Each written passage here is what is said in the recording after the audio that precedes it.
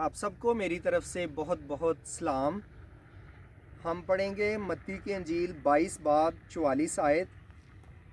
خداوند نے میرے خداوند سے کہا، میری دینی طرف بیٹھ، جب تک میں تیرے دشمنوں کو تیرے پاؤں کے نیچے نہ کر دوں۔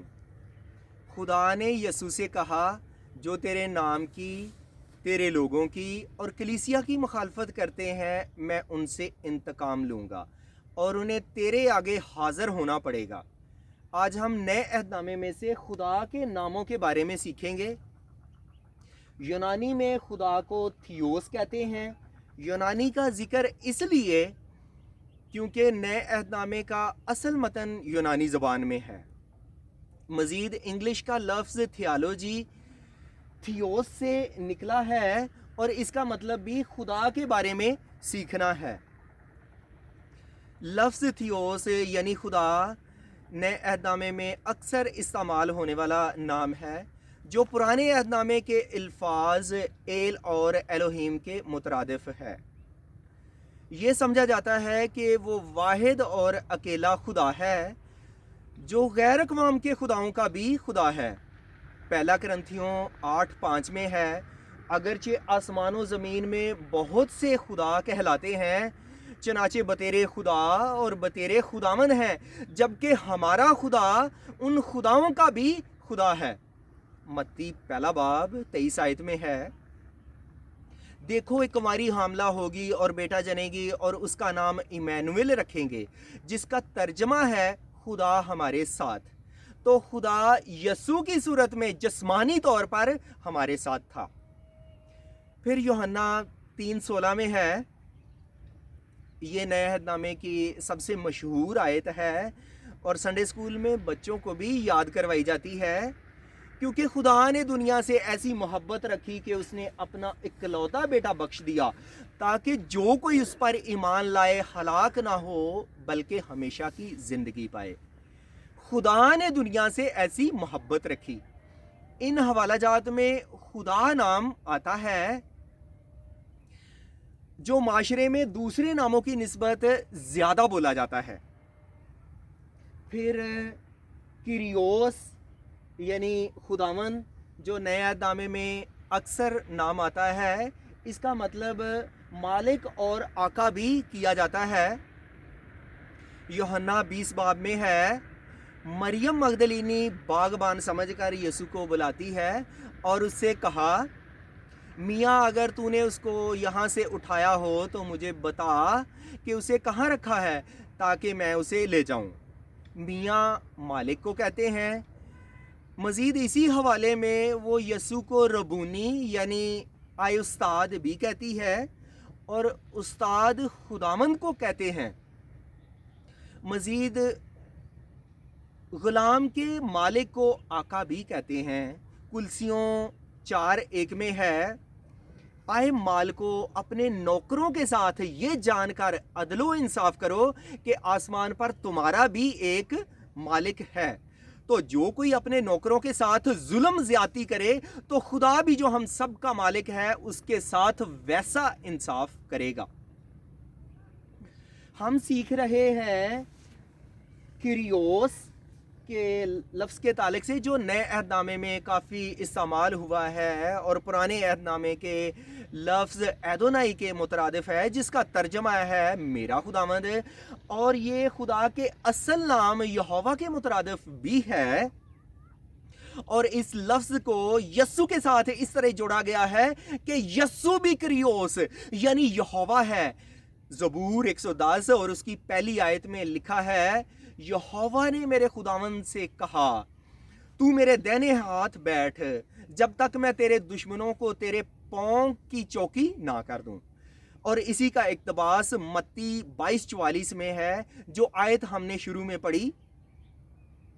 خداوند نے میرے خداوند سے کہا، میری دائنی طرف بیٹھ جب تک میں تیرے دشمنوں کو تیرے پاؤں کے نیچے نہ کر دوں۔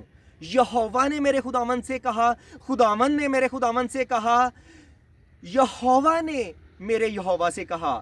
ان تینوں جملوں کا ایک ہی مطلب ہے۔ پھر پالوس رسول یسوع کا ذکر کرتے ہوئے عموماً خداوند یا لارڈ کا لفظ استعمال کرتا ہے۔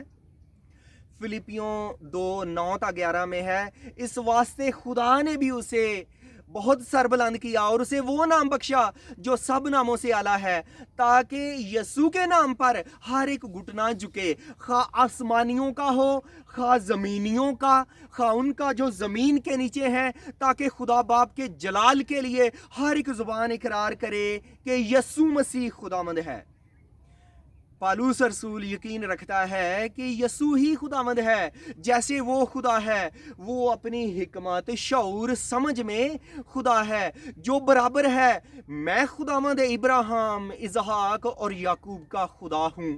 اس کے ان حوالہ جات میں خداوند نام آتا ہے، پھر پیتر یعنی باپ، یہ نئے عہد نامے میں کافی زیادہ نام آتا ہے، پرانے عہد نامے میں بھی دیکھتے ہیں لیکن کم استعمال ہوا ہے۔ استثنا 32:6 میں ہے، کیا تم اے بے وقوف لوگو اس طرح خداوند کو بدلہ دو گے؟ کیا وہ تمہارا باپ نہیں جس نے تم کو خریدا ہے؟ اسی نے تم کو بنایا اور قیام بخشا۔ جبکہ یسوع اس بات کو واضح کرتا ہے کہ خدا باپ بھی ہے۔ یسوع نے اپنے شاگردوں کو سکھایا، متی 6:9 میں ہے، آئے ہمارے باپ تو جو آسمان پر ہے۔ اسی طرح خدا نے بھی فرمایا، متی 3:17 میں ہے، دیکھو آسمان سے یہ آواز آئی، یہ میرا پیارا بیٹا ہے جس سے میں خوش ہوں۔ پھر یوحنا 17:1 میں ہے، یسوع نے یہ باتیں کہیں اور آنکھیں آسمان کی طرف اٹھا کر کہا، اے باپ وہ گھڑی آ پہنچی کہ اپنے بیٹے کا جلال ظاہر کر، تاکہ بیٹا تیرا جلال ظاہر کرے۔ یسوع نے دنیا میں آ کر ابلیس کو شکست دی، انسان کو گناہ اور ابلیس کی غلامی سے آزاد کیا، قبر، موت اور ابلیس پر فتح مند ہوا۔ یہ باپ اور بیٹے دونوں کا جلال ہے۔ پھر یوحنا پہلا باب 12 آیت میں ہے، لیکن جتنوں نے اسے قبول کیا اس نے انہیں خدا کے فرزند بننے کا حق بخشا، یعنی انہیں جو اس کے نام پر ایمان لاتے ہیں۔ جو یسوع پر ایمان لاتے ہیں وہ خدا کے بیٹے بیٹیاں بن جاتے ہیں۔ نئے عہد نامے میں یہ بہت بڑی خوشی ہے، اور ہم مسیحیوں کو یہ حق ہے کہ ہم خدا کو باپ بھی کہتے ہیں۔ پھر آخری اور چوتھی بات، لیگوس یعنی کلام۔ یوحنا کی انجیل کا مصنف اس بات کو واضح کرتا ہے کہ یسوع کلام ہے۔ یوحنا کی انجیل پہلا باب پہلی 4 آیات میں ہے، ابتدا میں کلام تھا، کلام خدا کے ساتھ تھا اور کلام خدا تھا، یہی ابتدا میں خدا کے ساتھ تھا۔ سب چیزیں اس کے وسیلے سے پیدا ہوئیں، اور جو کچھ پیدا ہوا ہے اس میں سے کوئی چیز بھی اس کے بغیر پیدا نہیں ہوئی۔ یوحنا کا پہلا خط اور اس کی پہلی 2 آیات میں ہے، اس زندگی کے کلام کی بابت جو ابتدا سے تھا، جسے ہم نے سنا اور اپنی آنکھوں سے دیکھا، بلکہ غور سے دیکھا اور اپنے ہاتھوں سے چھوا، اور یہ زندگی ظاہر ہوئی اور ہم نے اسے دیکھا اور اس کی گواہی دیتے ہیں، اور اسی ہمیشہ کی زندگی کی تمہیں خبر دیتے ہیں جو باپ کے ساتھ تھی اور ہم پر ظاہر ہوئی۔ اسی طرح مکاشفہ 19:13 میں ہے، اور وہ خون کی چھڑکی ہوئی پوشاک پہنے ہوئے ہے، اور اس کا نام کلام خدا کہلاتا ہے۔ یوحنا اس تعلیم کو شروع کے ساتھ جوڑتا ہے، وہ اس لقب کو کلام زندگی کو، کلام خدا کو پیدائش پہلے باب کے ساتھ ملاتا ہے، جو درست ہے۔ جیسے یسوع نے سب کچھ کیا، اسی طرح خدا نے سب کچھ بنایا۔ جیسے یسوع کلام ہے، اسی طرح خدا باپ ہے جنہوں نے دنیا بنائی۔ اب خدا کے چند اور نام، جیسے خدا اول و آخر ہے، پچھلے پیغام میں بھی اس نام کے تعلق سے سیکھا تھا۔ یسایہ 44 چھٹی آیت میں ہے، खुदावंद इसराइल का बादशाह और उसका फिदिया देने वाला रब्बल अफवाज यूं फरमाता है कि मैं ही अव्वल और मैं ही आखिर हूं और मेरे सिवा कोई खुदा नहीं। इसी तरह मुकाशफा पहला बाब 17 आयत में है, जब मैंने उसे देखा तो उसके पांव में मुर्दा सा गिर पड़ा।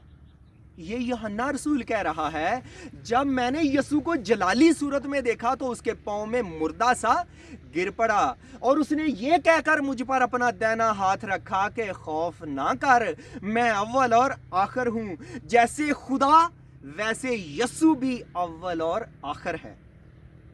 फिर खुदा खुदाओं का खुदा और खुदावंदों का खुदावंद है। इस्तिस्ना 10:17 में है, क्योंकि खुदावंद तुम्हारा खुदा अलाहों का अलाह और खुदावंदों का खुदावंद है। वो बुजुर्गवार और कादर और महीब खुदा है जो रूह रियायत नहीं करता और ना रिश्वत लेता है। खुदा बादशाहों का बादशाह और खुदावंदों का खुदावंद है। इसी तरह यसू भी बादशाहों का बादशाह और खुदावंदों का खुदावंद है। मकाशफा 19:16 में है, और उसकी पोशाक और रान पर यह नाम लिखा हुआ है, बादशाहों का बादशाह और खुदावंदों का खुदावंद। यह बिल्कुल वाज़े हो गया कि यसू सबसे बुलंद खुदावंद है उन हाकिमों और खुदाओं की निस्बत जो इस दुनिया में या जन्नत में क्यों नहीं। पतरस इस बात को वाज़े करता है कि पहला पतरस पहला बाब और उसकी 11 आयत में है, उन्होंने इस बात की तहकीक की कि मसीह का रूह जो उनमें था पेशतर से मसीह के दुखों की और उनके बाद के जलाल की गवाही देता था। वो कौन से और कैसे वक्त की तरफ इशारा करता था। पतरस रसूल इस बात पर जोर दे रहा है कि पेशन गोइयां मसीह में पूरी होती हैं और पेशन गोइयां निशानदही करती हैं कि यसू आने वाला है, और इसी तरह खुदा के नामों की तकमील मसीह यसू में होती है।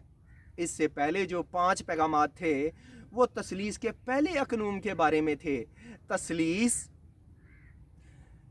3 को कहते हैं या 1 में 3 को कहते हैं, और अकनूम अकानीम की जमा है। इसे इस तरह भी कह सकते हैं कि वो पैगामात ज़ाते अलाही में से खुदा की शख्सियत के मतलब थे, और इस पैगाम में हमने खुदा और यसू या बाप और बेटा दोनों के ताल्लुक से सीखा है। खुदा हमें इस कलाम से बरकत बख्शे। आमीन।